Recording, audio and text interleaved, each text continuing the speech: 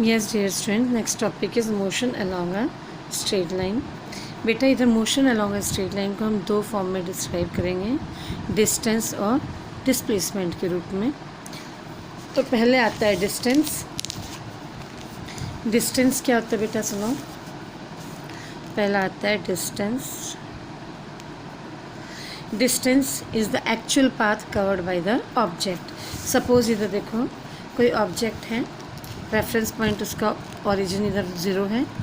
0 से लेकर उसने अपनी गाड़ी स्टार्ट की, वो गया 35 किलोमीटर, फिर गया अप टू ए पॉइंट तक 60 किलोमीटर।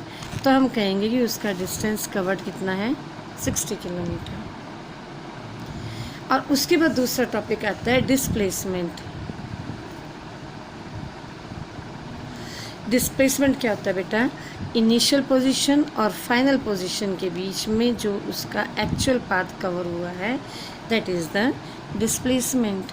इधर देखो उसकी इनिशियल पोजीशन अगर ये है और फाइनल ये है, तो इधर डिस्टेंस और डिस्प्लेसमेंट इक्वल है।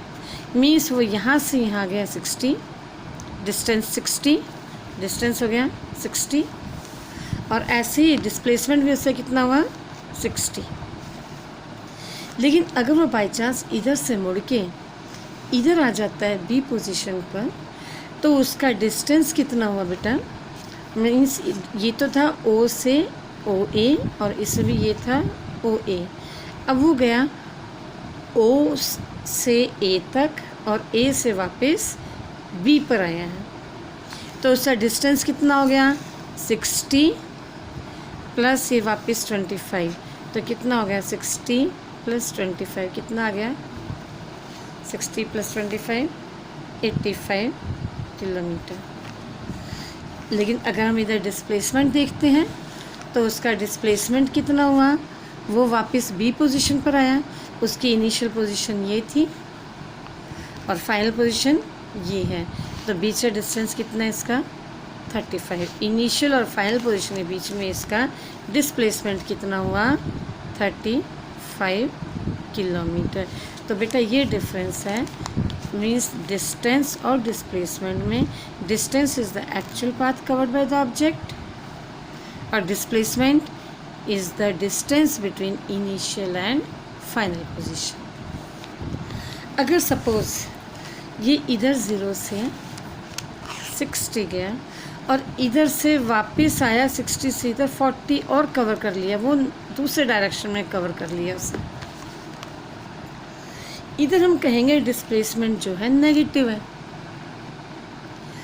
अगर कोई ऑब्जेक्ट जाके 0 से 60 गया और जाके वापस 0 पर आ रहा है, तो डिस्टेंस कितना है इधर, इधर डिस्टेंस कितना है, 60 प्लस 60 इक्वल टू 120 किलोमीटर, और डिस्प्लेसमेंट कितना है, 0, because this is the initial position and this is the final position also, so distance between initial and final position is 0। और इसमें वो वापस चला गया 40, इससे मतलब इधर उसका डिस्प्लेसमेंट कितना हो गया, नेगेटिव। नेगेटिव में गया है वो 40, द डिस्प्लेसमेंट नेगेटिव है। और इधर मीन्स डिस्प्लेसमेंट है, सॉरी डिस्टेंस है इसका 0 से 60, वापस 60 और 40, तो कितना हो गया, 60 और 60 120 और 40 160, तो 60 प्लस 60 प्लस 40, तो डिस्टेंस कितना हो गया, 160। ठीक है, और डिस्प्लेसमेंट कितना हो गया, अब इनिशियल पोजीशन इसकी ये है और फाइनल पोजीशन इसकी ये है, तो बीच का डिस्टेंस कितना है, 40, लेकिन वो डायरेक्शन बदल गया, तो इसका डिस्प्लेसमेंट कितना है, -40।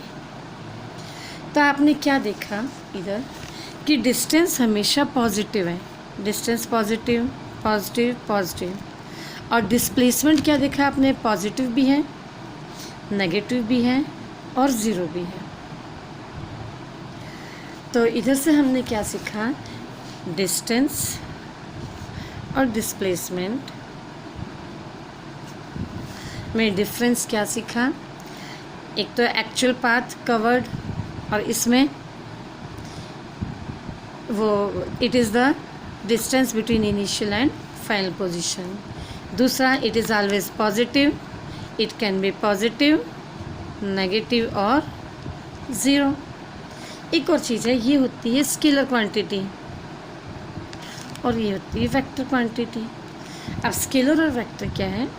स्केलर क्वांटिटी वो होती है जिसका सिर्फ मैग्नीट्यूड होता है, मीन्स उसकी वैल्यू है। इसका मैग्नीट्यूड मीन्स आप इधर सिर्फ डिस्टेंस में मैग्नीट्यूड देखोगे कि उसने कितना कवर किया, ये इसका मैग्नीट्यूड है, 160 इसका मैग्नीट्यूड है। लेकिन डिस्प्लेसमेंट में क्या देखा आपने कि इसका डायरेक्शन भी हो गया। ये एक स्केलर क्वांटिटी है क्योंकि इसके पास सिर्फ मैग्नीट्यूड है और इसके पास मैग्नीट्यूड भी है और डायरेक्शन भी है। It has both magnitude as well as direction. Displacement में दोनों होते हैं। जैसे एक बस 60 किलोमीटर गई और इधर मैं कहूँ एक बस 60 किलोमीटर करनाल की तरफ गई, करनाल की तरफ गई, तो मैंने करनाल इसका डायरेक्शन दे दिया। तो ये वेक्टर क्वांटिटी है क्योंकि इसके पास मैग्नीट्यूड भी है, डायरेक्शन भी है। मैग्नीट्यूड हो गया 60 और डायरेक्शन क्या हुआ? करनाल की तरफ गई। और ये सिर्फ इसके पास मैग्नीट्यूड है बट नो डायरेक्शन।